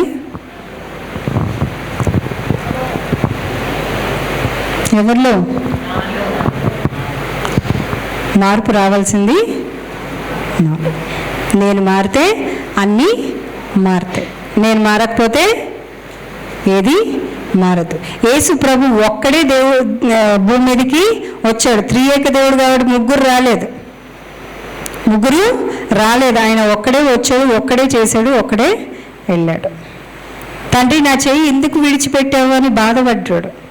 ఎందుకు బాధపడ్డాడంటే నిజంగానే ఆ శ్రమ ఎట్లా ఉంటుంది అనేది ఆయనకు మాత్రమే తెలుసు. అంత విలువ పెట్టి నన్ను కొనుక్కొని నేను నిన్ను ఆశీర్వదిస్తా, నిన్ను దీవిస్తా, మరి పర్వతాలు లాంటి సమస్యలు నీ జీవితంలో ఉన్న, మెట్టలు తత్తరిల్లిపోయే పరిస్థితులు, అంటే నువ్వు వణికిపోయేటటువంటి పరిస్థితులు నీ జీవితంలో ఉన్న, నేను నిన్ను దీవిస్తాను, ఆశీర్వదిస్తానని ఆయన ముందుకు వస్తున్నాడు. కానీ మనం మాత్రము చెయ్యి ఇవ్వకుండా టచ్ మీ నాట్ లాగా నిలబడి స్తోత్రం స్తోత్రం, దేవా నన్ను రక్షించు, దేవా నన్ను రక్షించు, దేవా నన్ను విడిపించు అని అడిగితే కార్యం జరుగుతుందా? జరగదు. ఒక ఆయన అంట ట్రెక్కింగ్కి వెళ్ళాడంట. ట్రెక్కింగ్కి వెళ్ళి, ఆ ట్రెక్కింగ్ అంటే ఇప్పుడు ఇవాళ రేపు కొత్తగా ఈ యూత్కి తెలుసు, పెద్దోళ్ళకి అంటే దాని విహారయాత్ర అంటారు. కొంతమంది ట్రెక్కింగ్కి వెళ్ళి కొండల మీదకి ఎక్కి నడుచుకుంటూ ఎక్కి దిగడం, అది జస్ట్ టైం పాస్ అట్లాంటివి చేస్తూ ఉంటారు. సంతోషం, అది ఒకలాంటి సంతోషం ఇస్తుంది. అంటే మరి నాకైతే అర్థం కాలేదు, కాళ్ళు నొప్పులు తప్ప అక్కడ ఏమి ఉండదు. అయితే అక్కడి నుంచి ఆయన ఏమయ్యాడంటే జారి లోయలో పడిపోయాడంట. పడిపోయి ఒక కొమ్మను పట్టుకొని ఆగాడంట. ఆగి అక్కడి నుంచి పడిపోతే ఆ కొమ్మను వదిలేస్తే ఏమైపోతానో అన్న భయానికి ఆ రాత్రి చీకట్లో పడిపోయాడు. చీకట్లో పడిపోయి అక్కడి నుంచి అరుస్తున్నాడు, హెల్ప్ హెల్ప్ హెల్ప్ అని అరుస్తున్నాడు. అరుస్తూ ఏ దేవుడైనా, ఏ నిజమైన దేవుడైనా ఉంటే నన్ను రక్షిస్తే నేను నిన్ను నమ్ముకుంటా అని చెప్పేసి అరుస్తున్నాడంట. ఆ టైంలో మన జాలి కలిగినటువంటి దేవుడు స్వరాన్ని పంపించి, మరి సౌలుతో మాట్లాడి నువ్వు నన్ను ఎందుకు బాధ పెడుతున్నావు అని మాట్లాడిన స్వరంతో మరి ఈయనతోటి కూడా మాట్లాడి ఆ కొమ్మ వదిలేనానా అని చెప్పాడట. ఆ కొమ్మ వదిలేయి నేను నిన్ను రక్షిస్తాను అని చెప్పాడు. అమ్మ నువ్వు నిజమైన దేవుడు మనిషివో ఎవరో నాకు తెలీదు, ఇప్పుడు కొమ్మ వదిలేస్తే నన్ను అడ్డిరిగిపోయి కాలు ఇరిగిపోతే చచ్చిపోతే అని చెప్పి రమ్మన్నది ఎవరు, పిలిచింది ఎవరు? ఆయనే. రక్షించండి, నిజమైన దేవుడు ఎవరన్నా ఉంటే నన్ను ఈ పరిస్థితి నుంచి రక్షించండి, విడిపించండి అని ప్రార్థన చేసింది, అరుపులు కేకలు పెట్టింది ఆ మనిషి. సరే అని జాలి కలిగి దేవుడు పక్కన నిలబడి దిగు నాన్న, అది వదిలే నాన్న అని చెప్పినప్పుడు ఏం చేయాలి? వినాలి. మరి ఈయనేం చేశాడు? వినలేదు. వినకుండా ఆలోచిస్తూ ఉన్నాడు, డైలమాలో ఉన్నాడు. నేను వదిలేస్తే ఏమైపోతాను, మరి స్వరం అయితే వినిపించింది, ఆయన నిజమైన దేవుడు మనిషో కావాలని నా శత్రువులు ఎవరైనా చెప్పి నన్ను కింద పడేసి చంపేద్దాం అనుకుంటున్నారు. ఇన్ని ఆలోచనలతోటి ఆ రాత్రంతా గడిపాడు. తెల్లవారుతున్న సమయంలో, వెలుగు వస్తున్న సమయంలో నేను ఎక్కడున్నాను అని చూసుకొని రాత్రంతా పట్టుకొనే నిద్రపోయాడు పాపం కొమ్మని. తెల్లవారుతున్న సమయంలో కళ్ళు తెరిచి చూసేసరికి 1 ఫీట్ పైన ఉన్నాడు. ఇంతే, ఈ మెట్టు ఎంత ఉందో అంత కింద భూమి ఉంది. మాట వినుంటే ఎట్లా ఉండేది? రాత్రంతా కడ్డీలాగా అయిపోయి ఇట్లాగే పట్టుకొని ఇట్లాగే దిగి ఈ శ్రమ ఉండేది కాదు కదా. మాట వినుంటే, మాట విననందుకు ఏం జరిగింది? శ్రమ పడాల్సి వచ్చింది, కష్టపడాల్సి వచ్చింది, బాధను అనుభవించాల్సి వచ్చింది. కాసేపు ఇట్లా పెట్టుకొని 1 నిమిషం ఉంటే ఎట్లుంటుంది? చిన్నప్పుడు చదువుకునేటప్పుడు పీటీ టైం అనే ఉండేది. ఆ పీటీ మాస్టర్ కావాలని 1 నిమిషం కంప్లీట్గా ఇట్లా పెట్టేటోడు, ఎండలో నిలబెట్టి. అది అలాంటి పనిష్మెంట్. ఎంతమంది పీటీ సార్లతోటి బాధపడ్డారో తెలియదు, కానీ వాళ్ళు ఇట్లా పెట్టి నిలబెట్టేటోళ్ళు. 1 నిమిషానికి చేతులు నొప్పి వచ్చాయి. మరి ఈ మనిషి రాత్రంతా కష్టపడ్డాడు. అలాగే దేవుడు మనకి చెప్తున్న మాట వినకుండా, దేవుడు చెప్పింది చేయకుండా మనం కూడా అట్లా కొమ్మ పట్టుకొని నిలబడుతూ ఉంటాము, కష్టపడుతూ ఉంటాము, ప్రవ్వా అంటుంటాము. కానీ దేవుడి మాటకి లోబడే స్వభావం మనకి లేదు. కాబట్టి ఆయన కూడా ఏం చేయలేడు. రాత్రంతా కష్టపడ్డ తర్వాత బుద్ధి వచ్చి, అయ్యో ప్రవ్వా నువ్వు రాత్రి చెప్పినప్పుడే వినుంటే నాకు ఈ కష్టం ఉండేది కాదు కదా అని బుద్ధి వచ్చి అప్పుడు దేవుణ్ణి నమ్ముకున్నాడు. ఇవంతా ఎందుకు ఇన్ని ఎగ్జాంపుల్స్ చెప్తున్నా అంటే, లోబడే స్వభావం లేకుండా మనము దేవుడికి దగ్గర కాలేము, దేవుడి చిత్తాన్ని నెరవేర్చలేము. ఇందులో చెప్పబడినటువంటి ఆశీర్వాదాలు మన జీవితంలో చూడలేము. కాబట్టి దేవుడు ఈరోజు కోరుతుంది ఏంటంటే, ప్రసంగి 12వ అధ్యాయం చివరి వచనాల్లో చూసుకున్నట్లయితే, ఇదంతయు వినిన తర్వాత తేలిన ఫలితార్థం ఏంటి అంటే, దేవుని యందు భయభక్తులు కలిగి ఆయన కట్టడలను అనుసరించి నడుచుకోవడం మానవ కోటికి ఇదియే విధి, డ్యూటీ. మనం చేయాల్సిన డ్యూటీ ఏంటి అంటే, ఆయన చెప్పినట్టు చేస్తూ పోతూ ఉంటే ఖచ్చితంగా మన జీవితంలో అద్భుతాలు జరుగుతాయి. మన జీవితంలో ఇందాక చదవబడ్డ ప్రతి ఆశీర్వాదము జరుగుతుంది. కూర్చున్న దగ్గర నుంచి జరగకుండా నేను సన్నగా అవ్వాలి, నేను బలంగా ఉండాలి, నేను ఆరోగ్యంగా ఉండాలంటే కొవ్వు కరుగుతుందా? కరగదు. కాబట్టి నేను ఇంత డైరెక్ట్గా ప్రాక్టికల్గా ఎందుకు మాట్లాడుతున్నా అంటే, వాక్యము చక్కగా రంగరించి లేకపోతే ప్రొఫెషనల్గా చెప్పచ్చు. ప్రొఫెషనల్గా చెప్తే వింటారు కానీ గుర్తుండవు. కొన్ని ఇట్లాంటివి ప్రాక్టికల్గా చెప్తేనే అరే అవును కదా అన్న ఆలోచనతో ఉంటారు కాబట్టి చెప్తున్నా. నీకు లోబడే స్వభావం లేదు, నీ హృదయం ఒకవేళ వింటుంది, చూస్తుంది, గ్రహించట్లేదు, దాని ప్రకారం ప్రవర్తించట్లేదు అంటే నీ జీవితంలో ఎటువంటి మార్పు రాదు. నీ జీవితంలో మార్పు రావాలంటే లోబడే స్వభావము కావాలి. ఎదుటోడు చెప్పింది 100% నీకు తెలిసినా, అది కాదు అని తెలిసినా ఓకే అనాలి. ఎందుకు అనాలి అంటే అది దేవుని యొక్క స్వభావం. ప్రేమ అన్నిటినీ తాళును, కప్పును, సమస్తమును ఓర్చు, కనుక చెయ్యాలి. దేవుడు చెప్పింది చెప్పినట్టు చేస్తూ పోతే నీ జీవితంలో ఎటువంటి ఆశీర్వాదాలు చూస్తావు అంటే 100% ఇందాక సాక్ష్యం చెప్పింది కదా, 6 ఏళ్ళు అంటే 6 రోజుల, మనకి 2 నిమిషాలే కష్టం. ఒక రోజు ఒక 2 గంటలు భరించడమే కొన్ని విషయాల్లో కష్టం. 6 సంవత్సరాలు ఎదురు చూసి అద్భుతాన్ని చూసి ఈరోజు సాక్ష్యం చెప్పగలిగారు. 6 సంవత్సరాలు ఓపిక పట్టాలంటే మామూలు విషయం కాదు, ఏ విషయంలో అయినా. సో నువ్వు కనుక మాట విన్నట్లయితే తగిన కాలమందు తగిన సమయం ఉంది ఆయన మన జీవితంలో మార్పును తీసుకొస్తాడు. అప్పటిదాకా ఆయన ఏం చేసినా కూడా ఏదో పోతున్నాం, వస్తున్నాం, ఉంటున్నాం, వింటున్నాం అన్నట్టు కాకుండా, మరి మా దేవుడు మమ్మల్ని రక్షించినా రక్షించకపోయినా నేను మాత్రము ఈ ప్రతిమకి మొక్కము అని మరి అగ్నిగుండంలో వేయబడినటువంటి ఆ బిడ్డలు ఆ యొక్క సాక్షికరమైనటువంటి జీవితాన్ని మనం అనుసరించినట్లయితే దేవుడు చేసినా చేయకపోయినా నా దేవుడు అన్నట్లు మనం ఒకవేళ జీవించినట్లయితే దేవుడు మనల్ని నెక్స్ట్ లెవెల్కి తీస్తాడు. నెక్స్ట్ లెవెల్కి కాదు కానీ తలగా నియమిస్తాడు. హల్లెలూయా, హల్లెలూయా. ఎంతమంది తలగా నియమించబడాలనుకుంటున్నారు?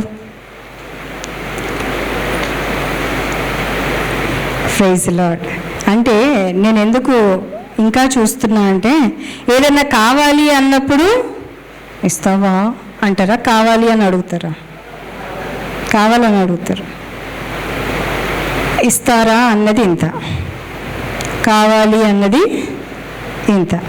ఎంతమంది ఆశీర్వాదకరంగాను దీవెనకరంగాను పక్కనోడి చేతిలో మన జుట్టు ఇవ్వకుండా, అంటే అపవాదికి, వాడి క్రియలకి, వాడి వేసే బాణాలకి మనల్ని మనము సమర్పించుకోకుండా దేవుడి చేతిలో ఉండాలని ఎంతమంది ఆశిస్తున్నారు? ఇప్పుడు ఎత్తండి, మళ్ళీ సగాల చేతులే ఫుల్.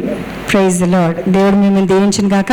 ఒక్క క్షణం నాకు ఒక మ్యూజిక్ టీమ్ హెల్ప్ చేస్తే I lead in to small worship and I'll close. ఒక క్షణం అందరం లేచి నిలబడదామండి.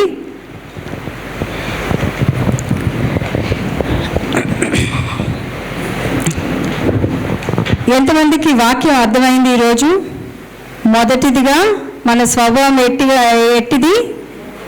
హృదయము మాట వినే లోబడే స్వభావంలో లేదు, అది ఏమైపోయింది? సో దేవుడు ఏం చేస్తున్నాడంటే, ఇటువంటి స్వభావం నీ లోపల ఉంటే నీ ఆశీర్వాదం అన్యులకు వెళ్ళిపోతుంది. కాబట్టి నువ్వు చేయాల్సింది ఏంటి అంటే ఆయనను సన్మానించాలి, ఆయనను ప్రేమించాలి. ఆయన చెప్పిన మాట విన్నట్లయితే ఇందులో చెప్పబడ్డ ప్రతి ఆశీర్వాదము నీకు, నీ బిడ్డలకి, నీ సంతతికి, నీ జనరేషన్స్ అంతటికీ ప్రాప్తిస్తుంది. నేను మీకు దేవుడినై ఉంటాను అని దేవుడు వాగ్దానం చేస్తున్నాడు. కనుక ఆ వాక్యం అర్థమైన ప్రతి ఒక్కళ్ళు తలలు వంచి అటు ఇటు ఎవరిని చూడకండి. Don't get distracted with anything. మీరు కళ్ళు మూసుకొని, ప్రభా నేను చేస్తున్నాను, వస్తున్నాను, వింటున్నాను అనుకుంటున్నాను, కానీ నా లోపల ఒకవేళ నీకు ఇష్టమైన స్వభావం లేదేమో, నన్ను క్షమించు, నేను మారకుండా మార్పును కోరుతున్నానేమో, నన్ను క్షమించు అని దేవుడి సన్నిధిలో ప్రతి ఒక్కరం ప్రార్థిద్దాం. Thank you Jesus, thank you Jesus, thank you Jesus, thank you Lord. ప్రతి ఒక్కరం ప్రార్థిద్దాం. ప్రతి ఒక్కరం మౌనంగా ఎవరు ఉండదు ఈ సమయంలో. ప్రతి ఒక్కరము, నాకు గర్వం ఉందేమో, నేనే పర్ఫెక్ట్ అనుకుంటున్నానేమో, నా కోపం ఉందేమో, మరి మాట దురుస్తనం ఉందేమో, మరి అపవాది వేస్తున్నటువంటి బాణాలను జయించలేని పరిస్థితిలో ఉన్నావేమో, మరి వీటన్నిటిని దేవుడి సన్నిధిలో ఒప్పుకున్న ప్రియ సహోదరి సహోదరుడా, thank you Jesus, thank you Jesus. Hallelujah, hallelujah, hallelujah. Thank you Lord. ప్రతి ఒక్కరము కళ్ళు మూసుకొని అటు ఇటు చూడొద్దండి. ఆయన సన్నిధికి వచ్చిన వారు భయము భక్తి కలిగి ఉండాలి. కనుక పిల్లలనేమి పెద్దలనేమి యెహోవా యందు భయభక్తులు గల వారిని అందరినీ ఆయన ఆశీర్వదిస్తాడు. భయము కలిగి కళ్ళు మూసుకొని దేవుణ్ణి ప్రార్థన చేద్దాం. Thank you Jesus.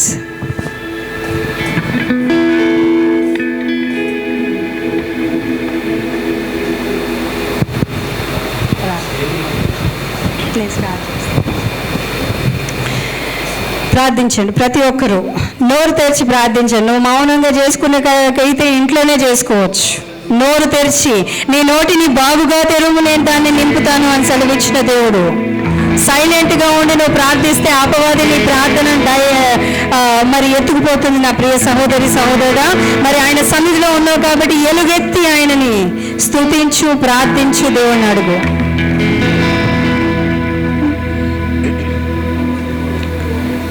నేనంటే నీకెందుకో ఈ ప్రేమ, నన్ను మరచిపోవెందుకో.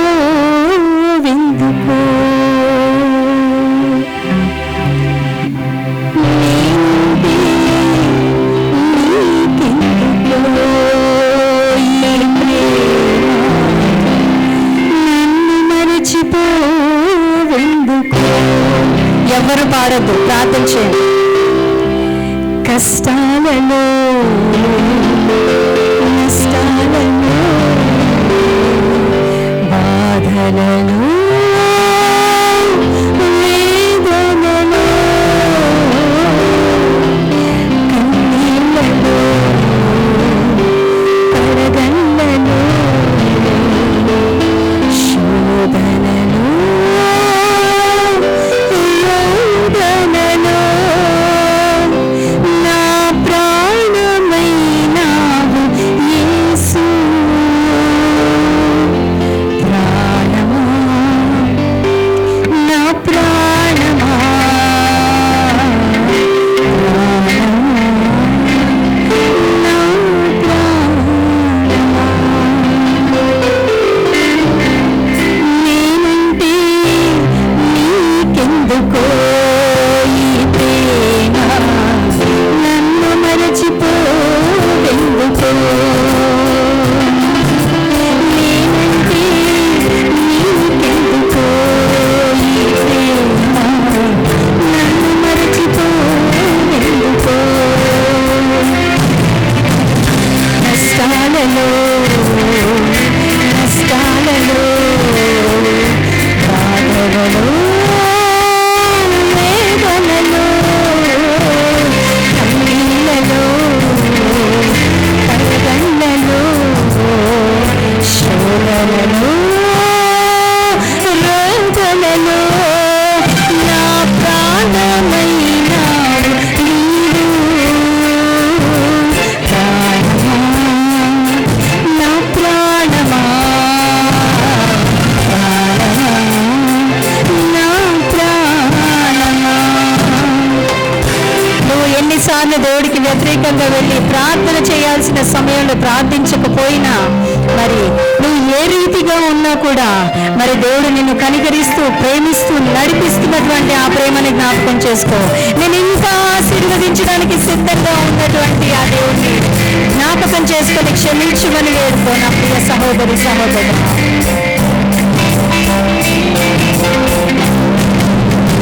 ప్రార్థించకపోయినా పలకరిస్తూ ఉంటావు, మాట వినకపోయినా కనబరిస్తూ ఉంటావు.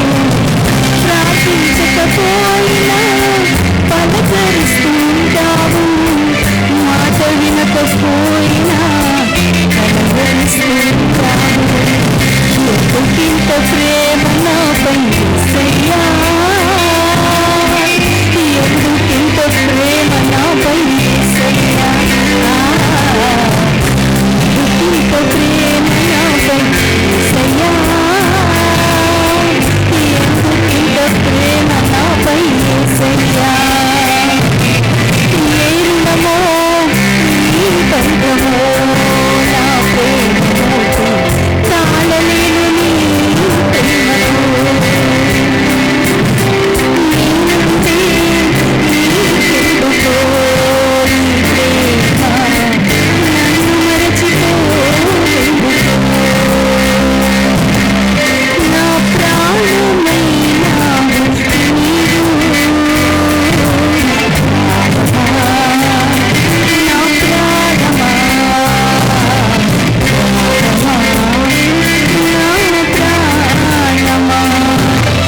ఎన్నోసార్లు దేవుణ్ణి విడిచిపెట్టి నువ్వు అటు ఇటు తిరుగుతూ నీ సొంత చిత్తాన్ని, సొంత ఆశలను, సొంత బలహీనతను వెంబడించిన ఆ దేవుడు నిన్ను నీడవలే కాపాడుతూ, నిన్ను వాటన్నిటి నుండి తప్పిస్తూ, రక్షిస్తూ, నువ్వు చెడు త్రోవన పోయి మరి ఆ త్రోవ తప్పి తిరిగిన సమయాల్లో కూడా నేను విడిచిపెట్టకుండా ప్రేమించి నడిపించినటువంటి ఆ దేవుని సన్నిధిలో క్షమించమని వేడు.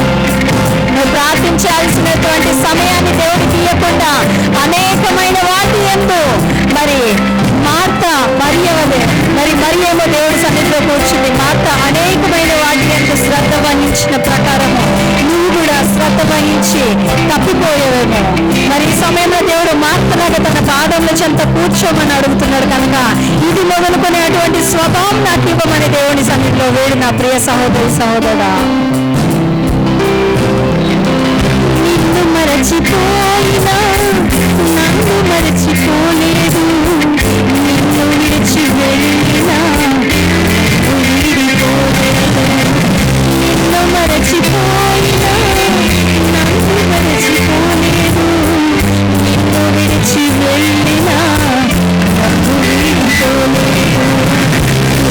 ఇంత జాలి నాపై యేసయ్యా, ఎందుకింత జాలి నాపై యేసయ్యా, ఎందుకింత జాలి నాపై యేసయ్యా, ఎందుకింత జాలి నాపై యేసయ్యా. ఏరుమో ఈ బంధమో నా ప్రేమమోతో తాళలేను నీ ప్రేమకు,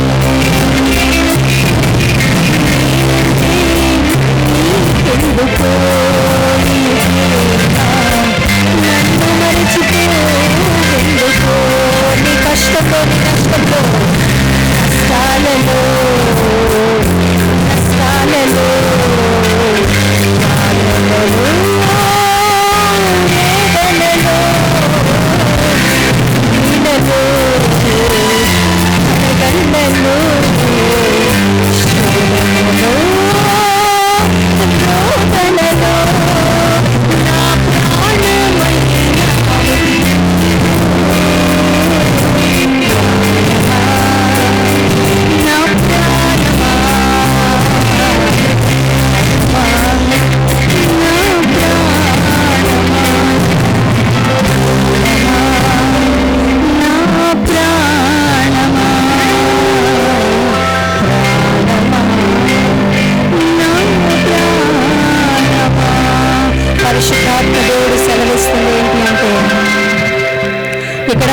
కుటుంబాల్లో ఈవెన్ సంఘములో సహా ఏకత్వం లేని పరిస్థితులు ఎన్నో ఉన్నాయి. ఆ ఏకత్వమును లోబడే స్వభావం దేవుడు కోరుతున్నాడు. నా ప్రియ సహోదరుడా, thank you Jesus, thank you Jesus, thank you Jesus, thank you lord. మరి ఆ ఏకత్వమును దేవుడు కోరుతున్నాడు కనుక నీ మాట ఒకటి ఉంది, నీ ప్రవర్తన ఒకటి ఉంది, నీ చూపు ఉంది, నీ చూపు ఒకలాగుంది. దేంట్లోనూ ఏకత్వము లేదు. నీ జీవితం ఒకటి చెప్తుంది, నీ మాట ఒకటి చెప్తుంది, నీ ప్రవర్తన ఒకటి చెప్తుంది. కనుక దేవుడితో ఏకత్వం లేదని సెలవిస్తున్నాడు. ఇది నేను చెప్తున్నటువంటి మాట కాదు, కానీ ఆ పరిశుద్ధాత్మ దేవుడు నీ విషయంలో మాట్లాడుతున్నాడు. మరి ఇది ఎవరి విషయంలో మాట్లాడుతున్నాడో నువ్వు సరి చేసుకో.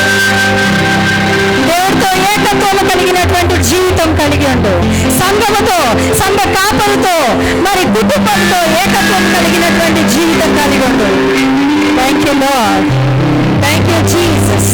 ప్రతి విషయంలో దేవుడు లోబడే స్వభావం కోరుతున్నాడు కనుక నేను పర్ఫెక్ట్, నేనే రైట్ అన్న స్వభావంలో ఆ గర్వమును విడిచిపెట్టమని చదివిస్తున్నాడు. Thank you Lord, thank you Jesus, thank you Jesus. నోరు తెరిచి ప్రతి ఒక్కరు స్తుతించండి దేవుడిని. దేవుడు పరిశుద్ధాత్మ దేవుడు సెలవిస్తుంది ఏంటి అంటే, ఏదైతే నీకు ఆయనకి అడ్డుగా ఉన్నదో ఆ గోడను కూల్చివేయమంటున్నాడు. నువ్వు ఆశీర్వాదముకు వారసుడుగా కావాలి అంటే ఆ గోడ కూల్చివేయబడాలి. Thank you Jesus, thank you Jesus. Hallelujah, hallelujah, hallelujah, hallelujah, హల్లెలూయా.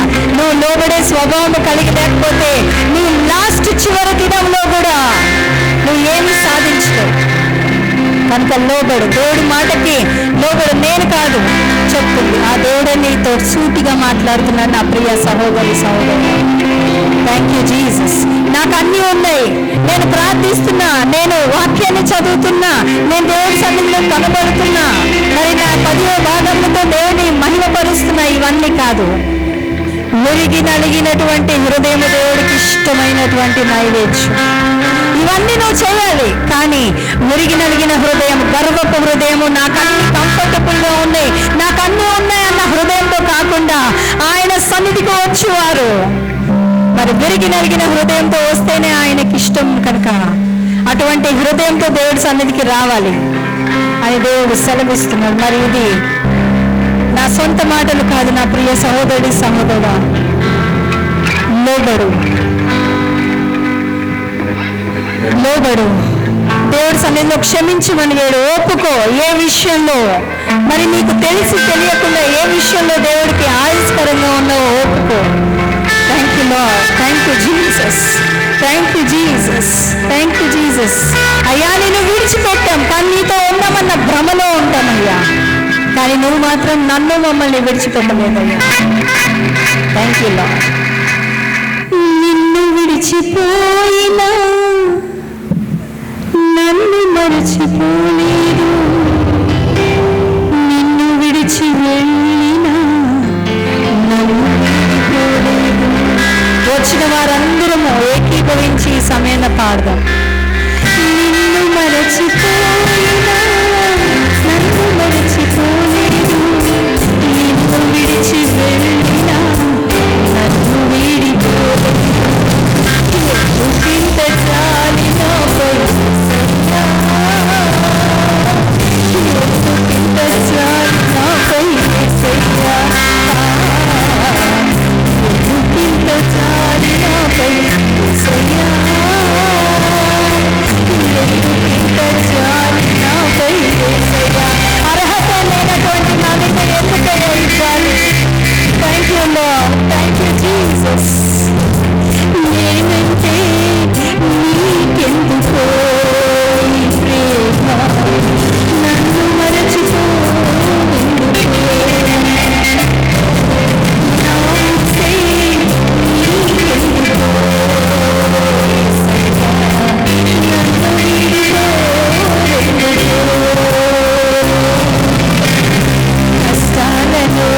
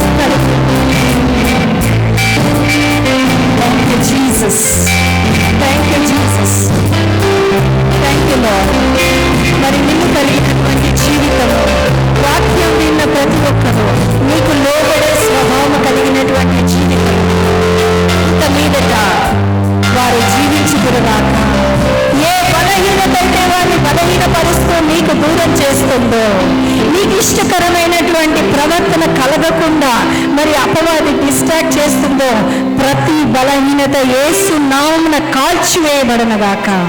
మరి వ్యతిరేకమైన పనికి మాలిన ప్రతి తీగ యేసు నామమున కట్ చేయబడునుగాక. కుటుంబాల్లో సమాధానం కలుగునుగాక. సంఘములో లోబడే స్వభావం కలుగునుగాక. సంఘములో ఏకత్వం కలిగినటువంటి ఆత్మ కలిగి ఉండునుగాక. Thank you Jesus, thank you Jesus. Hallelujah, hallelujah. Thank you lord. ప్రభా, హృదయ హృదయపూర్వకంగా విరిగి నలిగినటువంటి హృదయంతో ఎందరైతే ప్రార్థనలో ఏకీభవించి ఒప్పుకొని ప్రార్థించారో వారికి ప్రతి ఒక్క ప్రార్థనకి జవాబు వచ్చును గాక. యేసు నామమున ప్రతి ప్రార్థనకి జవాబు వచ్చును గాక. విరిగి నలిగిన హృదయాలను నైవేద్యంగా మరి స్వీకరించి వారి జీవితాలను కట్టమని ప్రార్థిస్తున్నానయ్యా. ఏ విషయంలో నలిగిపోయారో, ఏ విషయంలో ఎదురు చూస్తున్నారో, ఏ విషయంలో ప్రార్థిస్తున్నారో, ఏ విషయంలో కనిపెడుతున్నారో, ఏ విషయంలో అయితే కృంగిపోయి ఉన్నారో, ఏ విషయంలో అయితే బలహీనులుగా ఉన్నారో, ప్రతి విధమైనటువంటి బంధకాల నుండి నజరేయుడైన యేసు నామమున ఈ పునరుత్థాన దినమున మృతమైనటువంటి స్థితిలో నుండి ఏ రీతిగా అయితే నువ్వు లేపబడ్డావో ఆ రీతిగా ఆ పరిస్థితులన్నిటి నుంచి ఇక్కడ ఉన్న ప్రతి బిడ్డలు ఏకీభించిన ప్రతి వారు లేపబడుదురు గాక. నూతనమైనటువంటి శక్తి, నూతనమైనటువంటి బలము, మరి అభిషేకము కలిగి అందరు గాక. Thank you Jesus. లోబడ్డవారు ప్రతి వారు, జయించిన ప్రతి వారు జీవ కిరీటంలో పొందుకుందరుగాక. అంతం వరకు జాగ్రత్తగా వారికి కలిగిన దాన్ని పట్టుకున్న ప్రతి ఒక్కరూ నిత్య జీవంలోనికి నడిపించబడదురుగాక. ఈ సంఘాన్ని బట్టి ప్రార్థిస్తున్నాం, సంఘ కాపర్లను బట్టి, సంఘాన్ని నడిపిస్తున్న ప్రతి ఒక్కరిని బట్టి, ఆంటీని బట్టి, మరి సహోదరుని బట్టి, అక్కని బట్టి నీ సన్నిధిలో ప్రార్థిస్తుంటుండగా వారికి ఇచ్చినటువంటి మరి ఈ బాధ్యతను భారం కలిగి మరి నమ్మకంగా వారు కొనసాగింప చేస్తుంటుండగా మంచి ఆరోగ్యంలో, బలములో, శక్తిని, దుష్టుడు వేసే ఏ బాణము వారికి తగలకుండా నీ రెక్కల చాటున బిడ్డల్ని భద్రపరచు. మంచి ఆరోగ్యాన్ని దయచి వారికి సహకరిస్తున్న ప్రతి ఒక్కరిని నీ చేతికి అప్పచెప్తుంటుండగా వారికి రావాల్సిన ప్రతిఫలాన్ని మరి పిల్లలనేమి పెద్దలనేమి ప్రతి ఒక్కరికి అటు ఆశీర్వాదం కలుగునుగాక. ప్రభా, ఈ సంఘాన్ని బట్టి మరొకసారి కృతజ్ఞతాస్తుతులు చెల్లిస్తూ వచ్చిన ప్రతి బిడ్డని బట్టి, విశ్వాసిని బట్టి, వారి యొక్క కుటుంబాలను బట్టి, వారికి ఉన్నటువంటి స్థితిగతులు, పరిస్థితులన్నింటిని బట్టి నీ సన్నిధిలో ప్రార్థిస్తుంటుండగా మార్పు అనేది నువ్వు సొంతగా వారి జీవితాల్లో ఫస్ట్ మార్పు వస్తే నువ్వు సమస్తాన్ని మార్చి వారున్న దేశంలో క్షేమాభివృద్ధిని కలగజేస్తాను అని సెలవిచ్చావు కనుక వారున్న స్థితిలో నుంచి లేపబడి ముందు కొనసాగింపబడుతురుగాక. వారి జీవితాలు, వారి కుటుంబ జీవితాలు, వారికి ఉన్నటువంటి ప్రతి పరిస్థితుల నుండి వారు విడిపించబడుదురుగాక అని ప్రకటిస్తూ, ప్రభా, ఏమాత్రం అర్హత యోగ్యత లేనటువంటి నన్ను ఈ స్థానంలో నిలబెట్టి మాతో మాట్లాడి మమ్మల్ని సరిచేసినందుకు కృతజ్ఞతాస్తుతులు చెల్లిస్తూ మా మీద నీ యొక్క అధికారాన్ని ఒప్పుకుంటూ ఈ చిన్ని ప్రార్థన మరి ప్రార్థించిన, ఏకీభవించిన ప్రతి ఒక్కరిని బట్టి నీ సన్నిధిలో మరి ఒకసారి ఎత్తిపడుతూ ప్రతి ప్రార్థన నజరేయుడైన యేసు నామమున సాక్ష్యంగా మార్చబడునుగాక అని ప్రకటిస్తూ యేసు నామమున ప్రార్థన చేసి వేడుచున్నాను నా ప్రియ పరలోకపు తండ్రి. ఆమేన్. Thank you. దేవుడు దీవించునుగాక.